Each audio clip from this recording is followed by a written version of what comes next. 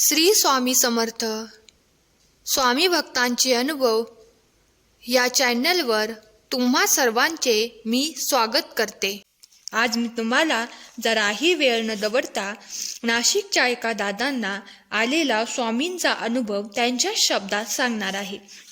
दादा म्हणतात, श्री स्वामी समर्थ सेवा मार्गाची ओळख व आस्था आयुष्यात निर्माण होण्यास उशीरच झाला होता, तरी नोकरीनिमित्त नाशिक येथे स्थायिक झालो व हळूहळू दिंडोरी येथील परमपूज्य गुरुमाऊली यांच्याविषयी माहिती मिळत गेली। सेवेत आल्यावर बऱ्याचशा समस्या अलगद सुटू लागल्या। चिरंजीवांची नोकरी, मुलामुलींचे लग्न याही सांसारिक जबाबदाऱ्या श्री स्वामींच्या आशीर्वादाने व सल्ल्यानेच पार पडल्या। दोन्ही मुलगे स्वतःच्या संसारात रममाण झाली आहेत व आम्ही उभयंता श्री स्वामींच्या सेवेत व नातवंडांच्या गलबल्यात स्थिरावलेल्या जीवनास अशी आमची सुरुवात झाली। तोच नियतीने आम्हा सर्वांवरच अचानकपणे घाला घातला। अनाहतपणे ध्यानीमनी नसताना आलेले हे संकट म्हणजे जणू आमची परीक्षाच होती। कार्तिक पौर्णिमेचा दिवस होता। पत्नी व मी दुचाकीने DGP नगरकडे जात असताना माझ्या पत्नीला गाडीवर अचानक चक्कर आल्यासारखे झाले व काही कळायच्या सांगायच्या आतच ती गाडीवरून विरुद्ध दिशेने पडली। त्यामुळे तिचे डोके डांबरी रस्त्यावर आदळले। बस एक चित्कार, एक किंचाळी माझ्या कानावर आली। क्षणभर मी गलबललो, काहीच कळेनासे झाले। गाडी थांबवून तिची मान मांडीवर ठेवून कुणाची मदत मिळते का म्हणून आसपास शोधू लागलो।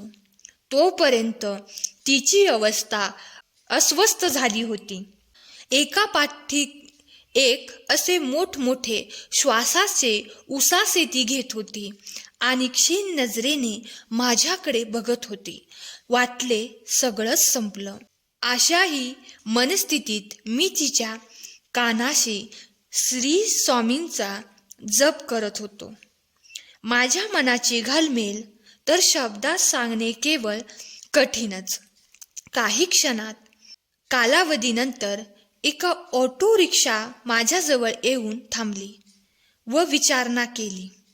काहीही सांगणे नाही असे काही माझ्या चेहऱ्यावरचे मुखभाव त्या देव माणसानेच जाणलेत। त्यामनेच माझ्या पत्नीला रिक्षेत बसवण्यासाठी मला मदत केली व आम्ही तात्काळ रुग्णालय गाठले।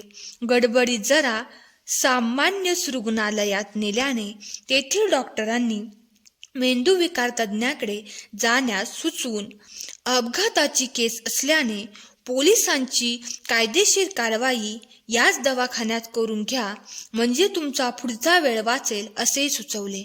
एव्हाना कुटुंबातील सर्वजण माझ्यापर्यंत येऊन पोहोचले होते। त्यामुळे एवढा वेळ रोखून ठेवलेल्या भावनेचा भांत अनावर झाला। तरीही भावनेला आवर घालीत समोरील कर्तव्याने मुलाला, मुलीला, सुनेला धीर देतो झालो।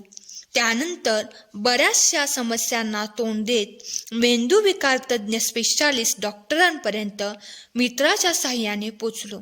पत्नीला होणाऱ्या असह्य वेदना अपघाताची तीव्रता जाणवून देतच होत्या। हॉस्पिटलला येताच तिला खूप उलट्या व जखमेतून रक्तस्रावही सुरू होता। अशा अवस्थेत मेंदूचे CT स्कॅन वगैरे सोपस्कर पार पाडलेत।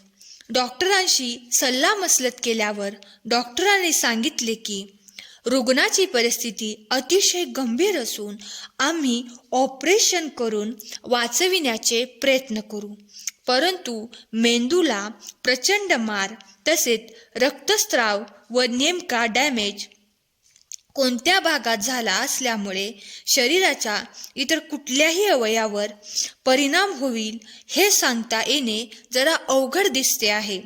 तरी दुसऱ्या दिवशी सकाळी 10 वाजता ऑपरेशनची वेळ नक्की करण्यात आली. संध्याकाळपासूनचे चित्र सारखे सारखे डोळ्यासमोर सरकत होते. इतक्या नैराश्य मनस्थितीतही मुलाने अपघात झालेल्या स्थळी जाऊन नारळ उतारा, श्री कालभैरवात जाऊन विनंती, सन्मान, महामृत्युंजय मंत्राचे पठण व इतर सेवा सतत सुरू ठेवल्या. त्या सेवेच्या भरवशावरच आम्ही तळमळत काढली. सकाळ उजाडताच परत काही टेस्ट घेण्यात आल्या. 11 वाजून गेले तरी ऑपरेशनची काहीच हालचाल दिसेना. तिची परिस्थिती तर भगवतच नव्हती. तिच्या असह्य वेदना, ओरडणे बघून अजूनच जीवाची घालमेल होत होती. त्याचबरोबर मनात एक अपराधीपणाची भावना बळावत होती. मी तिला गाडीवर नेलं व आज ही वेळ तिच्यावर आली. असो, त्यानंतर डॉक्टरांनी आम्हास बोलावून सांगितले की रुग्णास कावीळ झाली असून अशा स्थितीत ऑपरेशन तर होईल, परंतु बाहेरून डॉक्टरांना बोलवावे लागेल व ह्या ऑपरेशनसाठी आम्हास विशेष अशी तयारी करावी लागेल. त्यामुळे खर्च वाढण्याची शक्यता आहे. त्यावर अजिबात विचार न करता आम्ही कुटुंबियांनी एकमुखाने होकार दिला. ठरल्याप्रमाणेच तिचे ऑपरेशन झाले व यशस्वीही झाले. दुसऱ्याच दिवशी मुलाने दिंडोरी गाठून परमपूज्य गुरुमाऊलींना सर्व वृत्तांत कथन केला. त्यावर गुरुमाऊली म्हणालेत, काळ फार कठीण आहे, पण महाराज पाठीशी आहेत. तुम्ही सर्वांनी धीराने धरा. महाराजांवर विश्वास ठेवून सर्व जबाबदारी त्यांच्यावर सोपवून द्या व सेवा करा. त्यानंतर पुढील 5-6 दिवसात मुलामुलीला शक्य होईल तितक्या सेवा, जप, रामरक्षा, महामृत्युंजयाचे तीर्थ व परमपूज्य गुरुमाऊलींनी दिलेला शब्द आमच्या पाठी होता. रुग्णालयात दिवसामागून दिवस सरत होते. तब्बल 13-14 दिवसांनी माझ्या पत्नीच्या प्रकृतीत थोड्या बहुत सुधारणा जाणवू लागल्या. मेंदूला झालेल्या इजेने काही शक्यता डॉक्टरांनी वर्तविल्या होत्या, जसे बहिरेपणा, मुकेपणा, विस्मृती, काही गोष्टी आठवणे तर काही नाही, तसेच काही व्यक्तींना ओळखणे, भूतकाळ पूर्णतः विसरले जाणे, अर्धांगवायू होणे, हातपाय यापैकी एक निकामी होणे, असे भरपूर त्यांनी आम्हाला सांगितले होते. परंतु आज सांगण्यास अतिशय आनंद होतो की वर्तविलेल्या संभाव्य लक्षणापैकी एकही व्यंग्य तिच्यात नाही.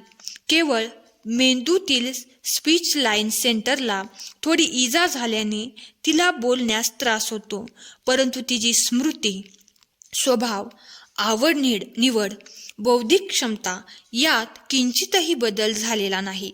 ही सर्व परब्रह्मस्वरूप स्वामी समर्थांचीच कृपा आहे. या सर्व प्रसंगात स्वामी माऊली आमच्या सोबत उभे राहिले. प्रचंड परमेश्वरी शक्ती आम्हा सर्वांच्या व माझ्या पत्नीच्या पाठीशी होती. त्यावेळी आम्ही घाबरलेलो जरूर, परंतु विश्वासाने भक्कमही होतो. विश्वास अर्थातच स्वामींवर, त्यांच्या तसेच गुरुमाऊलींनी दिलेल्या धीरोदात्त बोलण्यानेच या प्रसंगातही आमच्यात हत्तीचे बळ निर्माण झाले होते. पुन्हा नव्या जोमाने सेवेसह आम्ही सहभागी झालो, तेही पत्नीच्या साथीने. एवढ्या मोठ्या प्रसंगातून स्वामींनी आम्हाला वाचवून नेले. श्री स्वामी समर्थ. तर स्वामी भक्तांनो, आजच्या या दादांचा अनुभव तुम्हाला कसा वाटला आम्हाला नक्की कळवा. आजचा यांचा अनुभव खरंच अंगावर शहारा आणणारा होता. तुम्हाला आजचा अनुभव आवडला असल्यास व्हिडिओला लाईक करा, शेअर करा आणि चॅनेलला सबस्क्राईब करा, ज्यामुळे तुम्हाला नवनवीन अनुभव ऐकण्यास मिळतील. श्री स्वामी समर्थ. धन्यवाद.